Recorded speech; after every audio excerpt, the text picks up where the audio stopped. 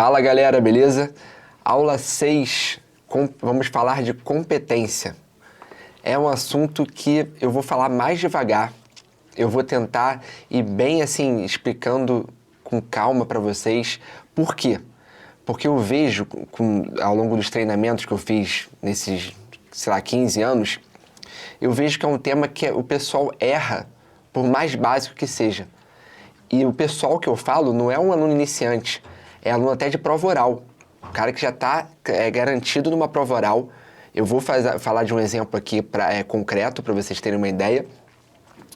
Mas assim, aluno de prova oral errando questão básica sobre competência.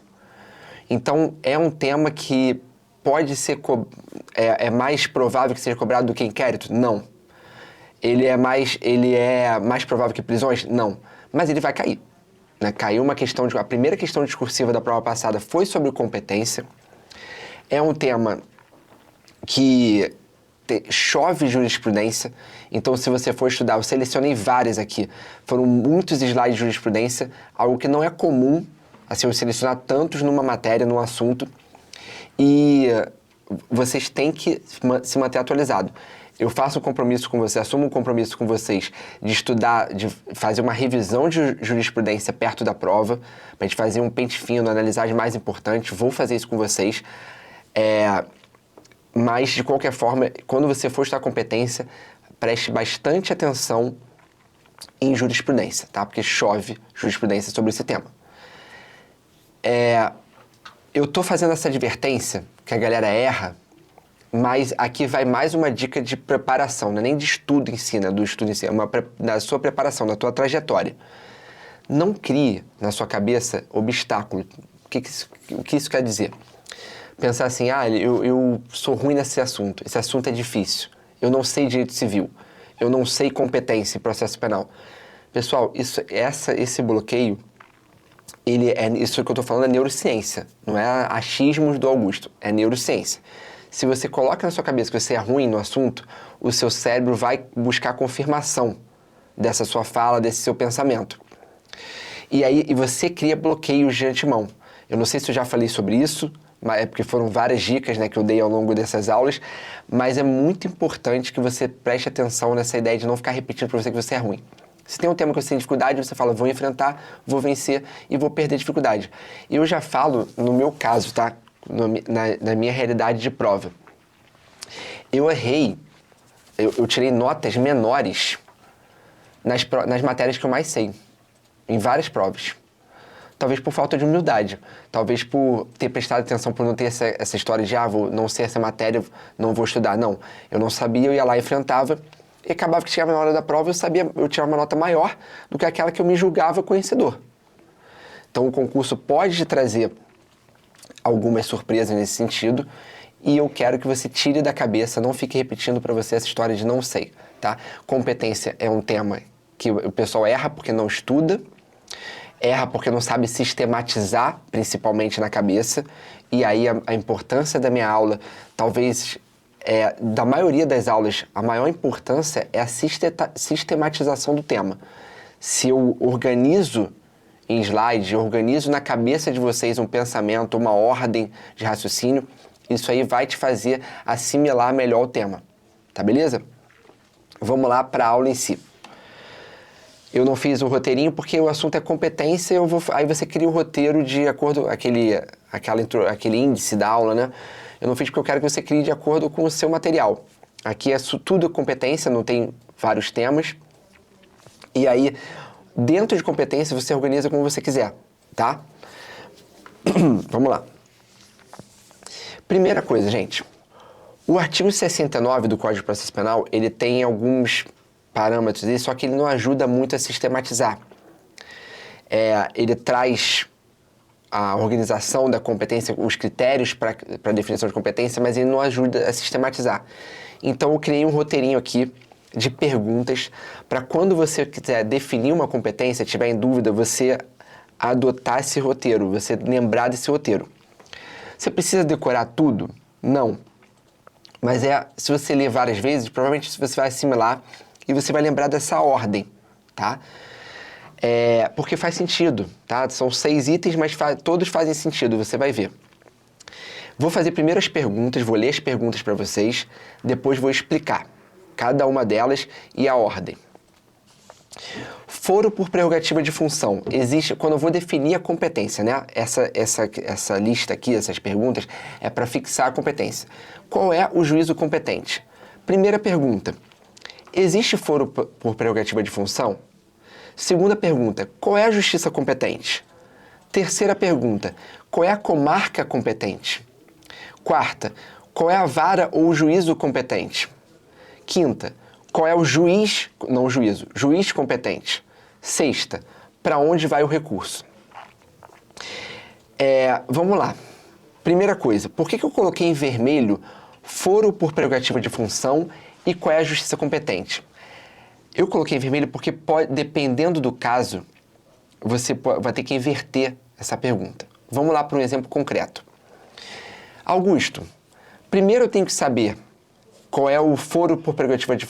se tem foro por prerrogativa de função ou qual é a justiça competente. Pessoal, em regra, talvez eu possa falar que a regra é perguntar primeiro qual é a justiça competente. Por exemplo, um juiz de direito. Você sabe que o juiz de direito, se ele cometeu uma infração penal, um crime, vai depender se é da justiça estadual ou da justiça federal ou da justiça eleitoral, mas vamos supor que ele tenha cometido um crime de competência da justiça federal. Nesse caso, se ele cometer um crime da competência da justiça federal, ele não vai ser julgado pelo TJ, ele vai ser julgado pelo TRF. E aí, qual é a primeira pergunta? Qual é a justiça competente? A justiça federal ou estadual? Não se tem foro prerrogativa de função. Mas você faz essas combinadas, não tem problema, tá? Você pode fazer essas duas de uma forma combinada. Isso aqui é mais para estruturar na tua cabeça o raciocínio. Mas vamos supor, mas vamos lá nesse exemplo. Ele cometeu um crime federal, um crime de competência da Justiça Federal, e aí ele tem um foro prerrogativo de função no tribunal. Ele vai ser julgado pelo TRF, não pelo TJ. Aí a primeira pergunta seria o juiz competente. Mas, na prova anterior, na prova de 2000, na última prova, na minha prova, né, caiu uma pergunta sobre competência para julgar governador que cometeu crime eleitoral.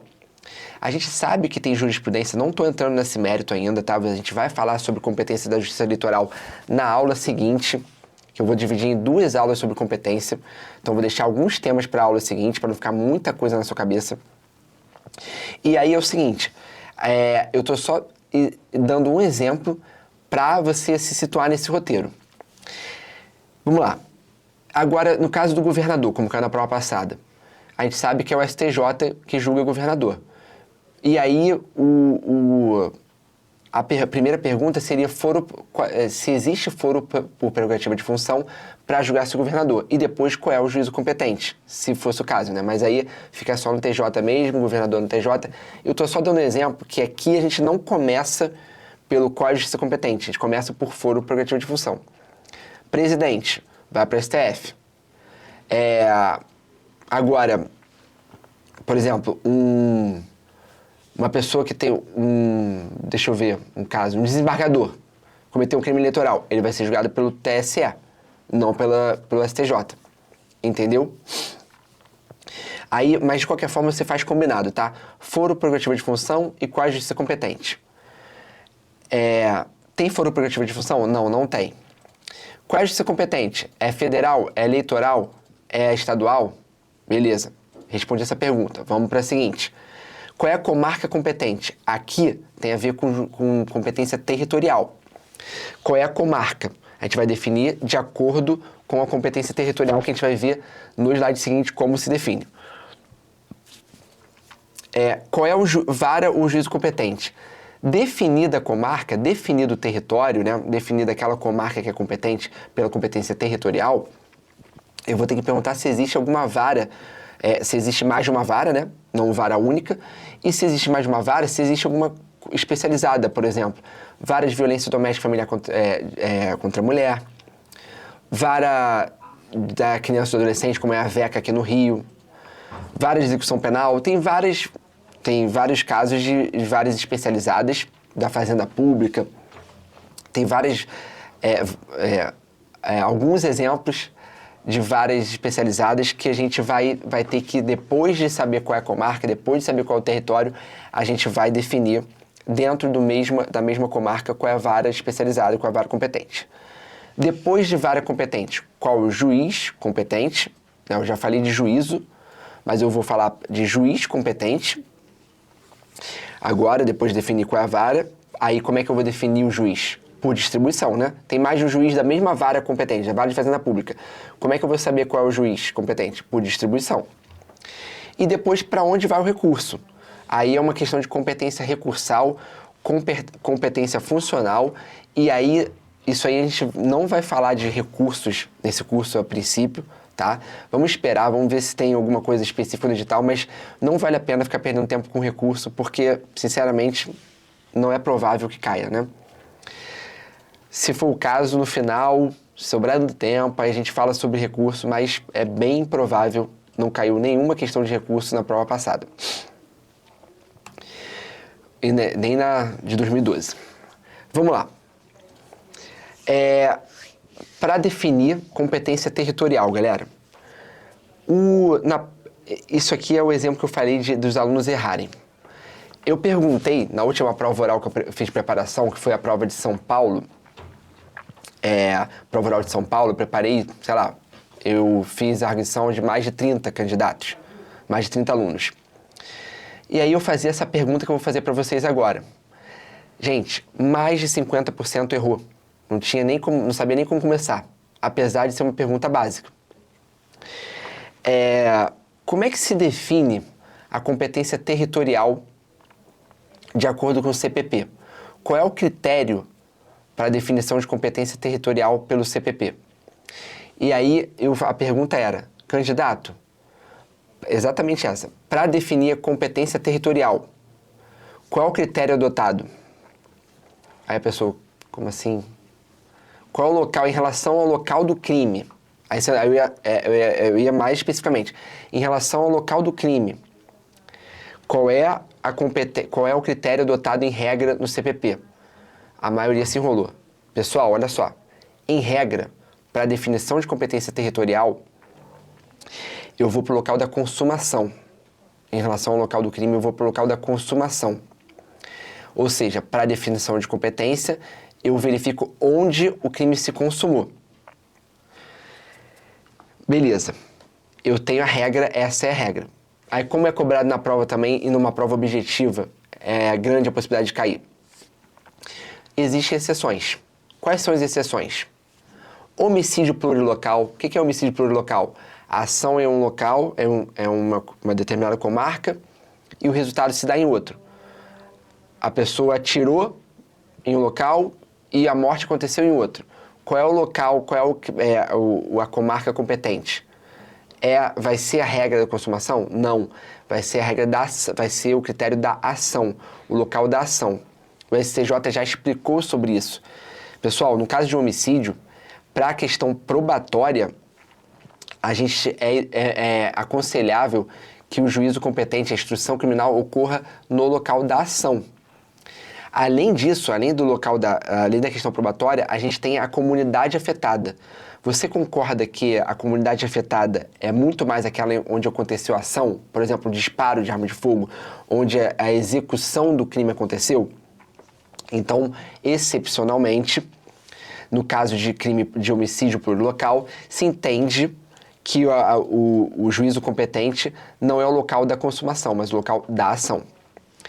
Outro exemplo, juizados especiais. A Lei 9.099, ela traz, no artigo 63, que a competência vai ser pelo lugar da ação e não da consumação, local que foi praticada a infração penal. Mais um exemplo, a gente não está falando de competência criminal, a gente está falando de processo penal, mas já que tem a ver, eu estou citando aqui. Artigo 147 do Estatuto da Criança e do Adolescente. Ele fala também que é o local da ação ou omissão. No artigo 147, parágrafo 1º, ele fala que é o local da ação e omissão. Aí eu coloquei uma observação aqui para você, não confundir com o parágrafo 2º, que fala de cumprimento de medida socioeducativa, que é no domicílio dos pais ou responsáveis. Agora, para julgamento daquele ato infracional, a gente vai... o juízo competente vai ser o do local da prática, do local da ação ou omissão daquele ato infracional. Não vai ser o local da consumação, como é a regra do CPP, como é a regra do artigo 70 do CPP. Tranquilo? Mais um exemplo, artigo 70, parágrafo 4º. Estelionato, no caso de cheque sem fundo e transferência de valores. Estelionato virtual, que acontece muito, né? Esses golpes pelo Pix, que é muito comum, que representa mais de 70% dos registros online no Rio de Janeiro. Então é um crime muito importante, é um crime que você tem que estudar, é um crime, é algo que tem uma relevância prática muito grande e tem essa relevância teórica também, tem essa relevância para a prova, já que essa alteração foi 2021, não lembro, 70 parágrafo 4º foi alterado recentemente. Mas estão aí as exceções em relação à ação. A gente sabe que a regra é consumação, onde o crime foi consumado. Aí trouxe exceções do critério da ação e tem também outra exceção que é o domicílio do réu, quando não se sabe o local da infração ou na hipótese de ação penal privada em que o querelante ele pode escolher o domicílio do réu, tá? Artigos 72 e 73 do Código de Processo Penal. Por fim, no caso de crime permanente ou continuado, vai ser definida pela prevenção, ou seja, foram cometidos vários crimes de uma forma continuada. Qual será o juízo competente? Vai ser pela prevenção, tá? Porque ali a gente tem o mesmo crime, não dá para adotar aqueles critérios que a gente vai ver mais à frente para diferenciar quando é o mais grave, local de maior número de consumações, a gente vai ver de crimes, perdão, a gente vai ver isso adiante. Mas aqui, se for um crime continuado, que é a mesma espécie de crime, você vai dar crime continuado lá em penal geral, você vai pelo critério da prevenção. Tá tranquilo?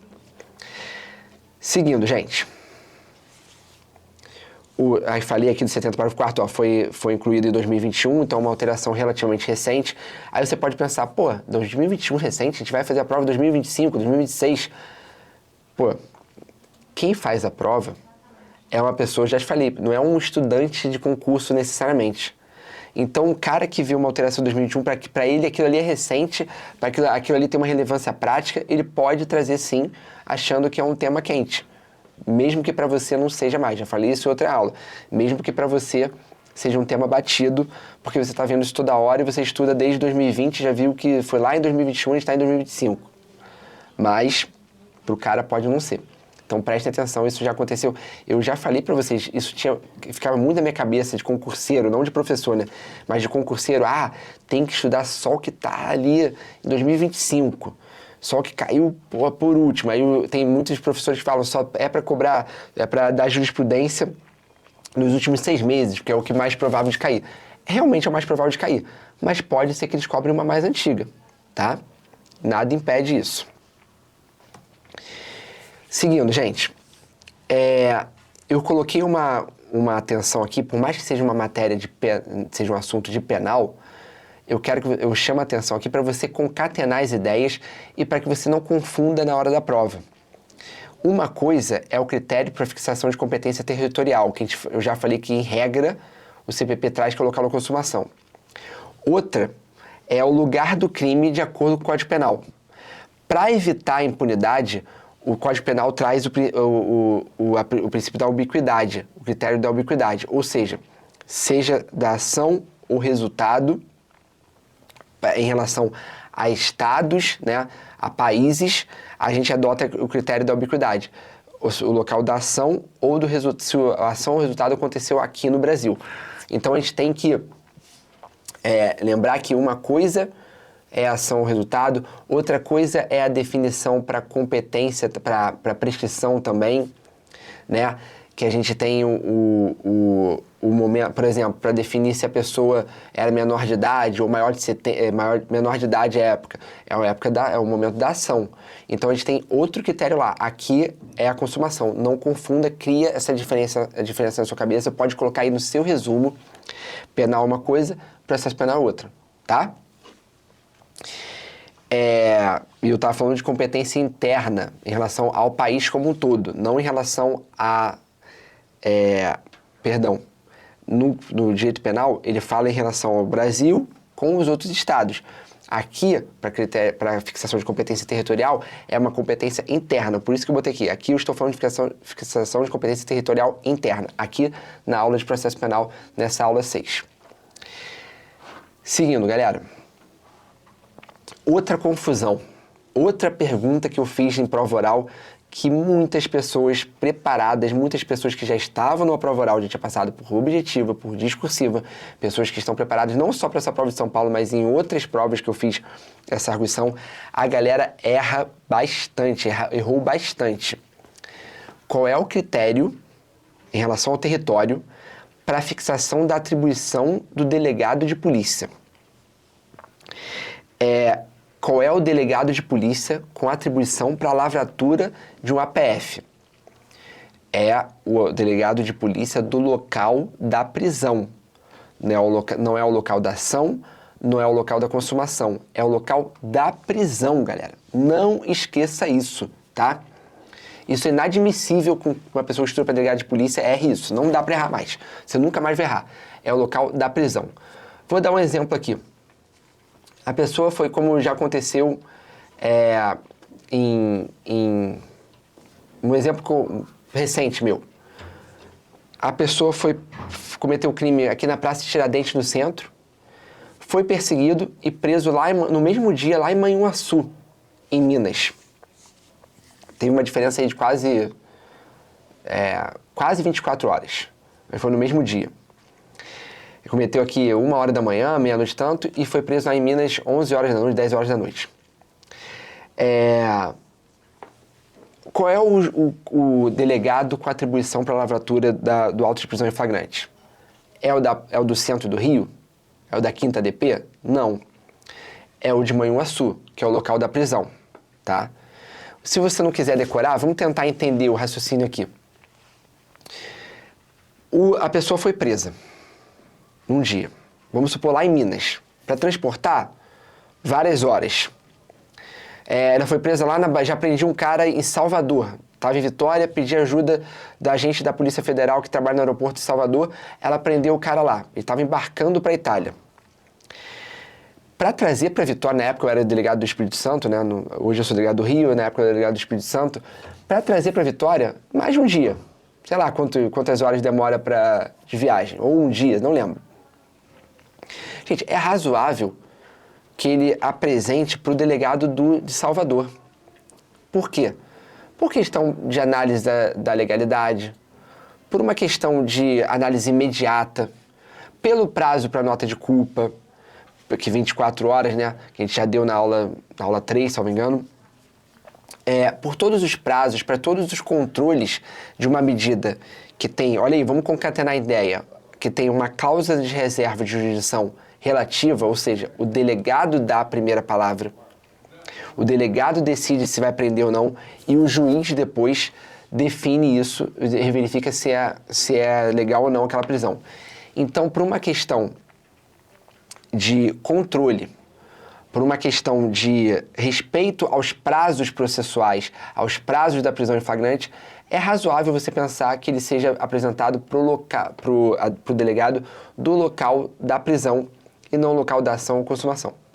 Pode ser que haja coincidência, mas se não houver, você vai se lembrar na prova que é o local da consumação. Olha que a importância de concatenar a ideia. A gente está falando de prisão em flagrante, de atribuição para prisão em flagrante, mas aqui a gente está definindo competência territorial e atribuição do delegado de polícia em relação ao território. Então, eu já estou antecipando para você. Agora, eu falei qual é o delegado com atribuição para prisão. Aí, mais um ponto que você não vai confundir.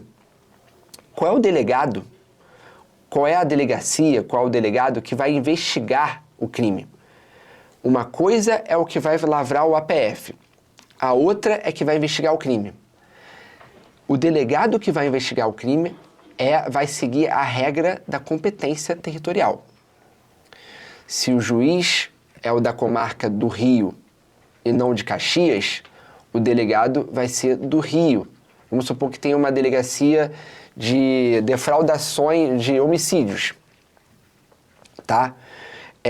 De um homicídio que foi cometido de um homicídio que a ação aconteceu em Caxias. A consumação aconteceu no Rio. A gente aprendeu que o homicídio por local é o local da ação. Então vai ser, o juiz competente vai ser o juiz, alguma vara criminal, do Tribunal do Júri de Caxias. Beleza. Agora, e o delegado? Vai ser a Delegacia de Homicídios da Baixada Fluminense, né?